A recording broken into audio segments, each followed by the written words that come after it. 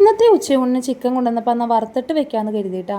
അതിനായിട്ട് ആദ്യം തന്നെ മസാലയൊക്കെ പുരട്ടിട്ട് പൊരിക്കാനായിട്ട് അടുപ്പത്തോട്ട് കയറ്റി. ആ ഗ്യാപ്പിൽ തന്നെ സവോളയും തക്കാളിയൊക്കെ അരിഞ്ഞെടുത്തിട്ടാ. അപ്പോഴാട്ടോ പപ്പടം ഇരിക്കുന്നത് കണ്ടത്.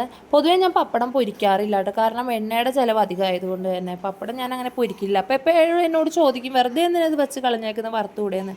അങ്ങനെയാന്ന് ഇരുന്ന പപ്പടം വറുത്തെടുക്കാമെന്ന് കരുതിയിട്ടാ. പപ്പടം പൊരിച്ചാലും ഇവർ ചെറുതേ പൊടിച്ച് അതിലയിലിട്ട് കളയാറാ പതിവ്. ഒരുത്തിയാണെങ്കിൽ പപ്പടം പച്ചനെയും തിന്നും, അതുപോലെ വറുത്തതും തിന്നും. ഇപ്പോഴും പപ്പടം ചോദിച്ചിട്ടാട്ടോ എൻ്റെ അടുത്ത് വന്ന് നിൽക്കുന്നത്. അങ്ങനെ ആദ്യം തന്നെ എണ്ണ ചൂടാവാണ്ടിട്ട പപ്പടം കാഞ്ഞു പോയായിരുന്നു. ഞാൻ അതാ കൊടുത്ത് അഡ്ജസ്റ്റ് ആക്കി. പപ്പടം എല്ലാം വറുത്ത് കോരി മാറ്റി കഴിഞ്ഞ് കഴിഞ്ഞപ്പോൾ ഇനി എന്നാൽ ഇറച്ചിക്കറി വെക്കാനുള്ള പാൻ കയറ്റിട്ടോ. പൊതുവേ ഞാൻ പച്ചനെയാണ് ഇറച്ചിക്കറി വെക്കാറ്, സവോള വഴറ്റിയിട്ട് ഇറച്ചി മാത്രം ഇട്ടിട്ട്, അല്ലെങ്കിൽ കുക്കറിലിട്ടിട്ട് രണ്ടടി കൊടുത്തു കഴിഞ്ഞാൽ ഇറച്ചി വേവുമല്ലോ.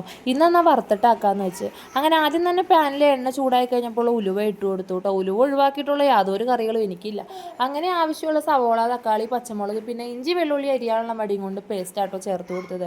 അതും ചേർത്ത് അതിലോട്ട് ആവശ്യമായ ഇച്ചിരി ഉപ്പും മഞ്ഞൾപ്പൊടി പെട്ടെന്ന് വഴന്ന് കിട്ടാനുള്ളതും ഇട്ട് കൊടുത്തിട്ട് നന്നായിട്ട് എല്ലാം കൂടി മിക്സ് ആക്കിട്ടോ. മിക്സ് ആക്കി കഴിഞ്ഞ് കഴിഞ്ഞപ്പോൾ അതൊന്ന് അടച്ച് വെച്ച് വേവിക്കാമെന്ന് കരുതിയിട്ട് കുറച്ച് നേരം അത് മൂടി വെച്ച്. ആ സമയം കൊണ്ട് തന്നെ കറിക്ക് വേണ്ടി വറുക്കാനിട്ടേക്കുന്ന ഇറച്ചി ഒരുവിധം വേവായിട്ടുണ്ട് കേട്ടോ. അതിനി അടുപ്പിൽ നിന്ന് ഇറക്കി മാറ്റിയിട്ട് വേണം അടുത്ത പരിപാടി നോക്കാൻ. ഇറച്ചി വറുക്കാൻ വേണ്ടിയിട്ട് ഞാൻ മസാല പുരട്ടി മുന്നേ ഫ്രിഡ്ജിലോട്ട് മാറ്റി വെച്ചേണ്ടായിരുന്നു. അങ്ങനെ ഈ അടുപ്പ് ഒഴിവാക്കിയിട്ട് നേരെ പാൻ കയറ്റി എണ്ണ ചൂടാക്കാനായിട്ട് നേരത്തെ പപ്പടം പൊരിച്ചിട്ട് മാറ്റി വെച്ചിട്ടുണ്ടായിരുന്നല്ലോ, അത് നേരെ ഇതിൻ്റെ അകത്തോട്ട് തട്ടിയിട്ടോ. അങ്ങനെ എണ്ണ ചൂടായി കഴിഞ്ഞപ്പോൾ ആ മസാല തേച്ച് വെച്ച ഇറച്ചി ഫ്രിഡ്ജിൽ നിന്ന് എടുത്തിട്ട് അതും ഓരോന്നായിട്ട് ഇട്ട് കൊടുത്തു.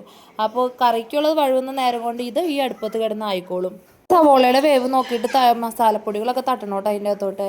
അപ്പോൾ മറിച്ചും തിരിച്ചൊക്കെ കുറേ നേരം ഇളക്കി കൊടുത്ത് ഒരുവിധം വഴറ്റി എടുത്തേണ്ട്. പിന്നെ അതിന് ആവശ്യമുള്ള മസാലപ്പൊടികളെല്ലാം ഞാൻ ഒരു പാത്രത്തിലോട്ട് എടുത്തായിരുന്നു കേട്ടോ. ഗരം മസാല, അതുപോലെ മുളക് പൊടി, മല്ലിപ്പൊടി കുറച്ചായിട്ട് എടുത്തോളൂ, പിന്നെ ചിക്കൻ മസാല, കുറച്ച് കുരുമുളക് പൊടി, അതെല്ലാം കൂടി സവോളയിലോട്ട് തട്ടിയിട്ട് ഇതിൻ്റെ പച്ചമണം മാറുന്നത് വരെ ഒന്ന് വഴറ്റിയെടുക്കാം കേട്ടോ. അപ്പോഴത്തേക്കും ഞാനിവിടെ വറുക്കാനിട്ട് ചിക്കൻ റെഡി ആയിട്ടുണ്ട്. അത് വറുത്ത് കോരി ഒരു പാത്രത്തിലോട്ട് മാറ്റിയിട്ടുണ്ട്. ഇനി ചിക്കൻ കറിയുടെ പരിപാടിയും കഴിഞ്ഞ് കഴിഞ്ഞാൽ എൻ്റെ ഇന്നത്തെ പണി കഴിഞ്ഞു കേട്ടോ. അങ്ങനെ നേരെ മസാലകളുടെ എല്ലാം പച്ചമണം മാറിക്കഴിഞ്ഞ് കഴിഞ്ഞപ്പോൾ വറുത്ത് മാറ്റി വെച്ച ചിക്കൻ പീസ് ഫുള്ള് ഇതിൻ്റെ അകത്തോട്ട് തട്ടി. അങ്ങനെ അതിനെ ഫുള്ള് യോജിപ്പിച്ച് നല്ല രീതിക്ക് മിക്സാക്കി കഴിഞ്ഞ് കഴിഞ്ഞപ്പോൾ കുറച്ച് വെള്ളവും കൂടി ഒഴിച്ചു കൊടുത്ത് ഒന്ന് തിളപ്പിച്ചെടുത്ത് കഴിഞ്ഞാൽ കറി ഇവിടെ റെഡി ആയിട്ടുണ്ട് കേട്ടോ. അങ്ങനെ അതിൻ്റെ തിളയൊക്കെ പറ്റിയിട്ടുണ്ട്. ചിക്കൻ കറി ഇവിടെ റെഡി ആയിട്ടുണ്ട്. അപ്പോൾ ഈസിയാണ് ഉണ്ടാക്കി നോക്കാനായിട്ട്. എല്ലാവരും ഒന്ന് ട്രൈ ചെയ്ത് നോക്കുക. അതുപോലെ ആദ്യമായിട്ട് കാണുന്നവരൊന്ന് സപ്പോർട്ട് ചെയ്യുക. ബൈ.